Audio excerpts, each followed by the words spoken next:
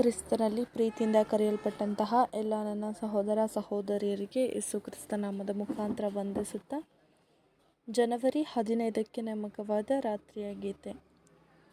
ಇದಾದ ಮೇಲೆ ಆತನು ಆ ದಿವಸಗಳಲ್ಲಿ ಪ್ರಾರ್ಥಿಸುವುದಕ್ಕಾಗಿ ಒಂದು ಬೆಟ್ಟಕ್ಕೆ ಹೋಗಿ ರಾತ್ರಿಯೆಲ್ಲ ದೇವರಿಗೆ ಪ್ರಾರ್ಥಿಸಿದನು.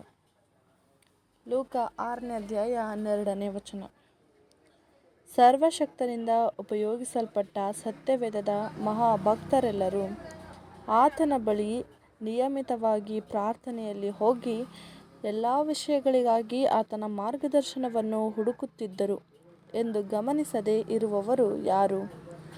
ಪರಿಶುದ್ಧನೂ ಕೇಡು ಮಾಡದವನೂ ನಿಷ್ಕಳಂಕನೂ ಪಾಪಿಗಳಲ್ಲಿ ಸೇರದೆ ಪ್ರತ್ಯೇಕವಾಗಿರುವಾತನೂ ಮಹಾವಿಮೋಚಕನೂ ಸಹ ತಂದೆಯ ಬಳಿ ಪ್ರಾರ್ಥನೆಗೆ ಹೋಗಬೇಕಾದ ಅವಶ್ಯಕತೆ ಇತ್ತು.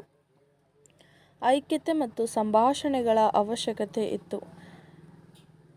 ನಿತ್ಯನಾದವನ ಬಳಿ ಭೇಟಿಯಾಗುವುದು ಅವಶ್ಯವಾಗಿತ್ತು.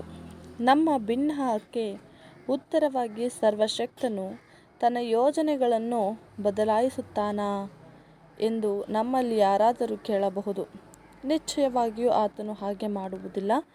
ನಿಜವಾಗಿಯೂ ಇದಕ್ಕೆ ತದ್ವಿರುದ್ಧವಾಗಿ ಸತ್ಯವೇದದಲ್ಲಿ ನಮಗೆ ಎಚ್ಚರಿಸುವುದೇನೆಂದರೆ, ನಾವು ಆತನ ಚಿತ್ತದ ಪ್ರಕಾರವೇ ಕೇಳಬೇಕು.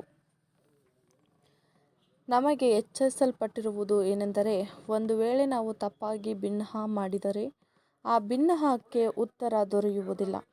ಆದ್ದರಿಂದ ದೇವರ ವಾಕ್ಯವನ್ನು ಅಧ್ಯಯನ ಮಾಡಿ ದೈವಿಕ ಯೋಜನೆಯನ್ನು ಕುರಿತು ಬೆಳಕನ್ನು ಜ್ಞಾನವನ್ನು ಹೊಂದಿಕೊಂಡು ಅದಕ್ಕೆ ಅನುಗುಣವಾಗಿ ಪ್ರಾರ್ಥಿಸಿ ನಮ್ಮ ಬಿನ್ನಹಕ್ಕೆ ದೊರೆಯುವ ಉತ್ತರದ ಮೂಲಕ ಬಲವನ್ನು ಮತ್ತು ಉತ್ತೇಜನವನ್ನು ಪಡೆಯುವುದು ಅವಶ್ಯವಾಗಿದೆ ಎಂಬುದೇ.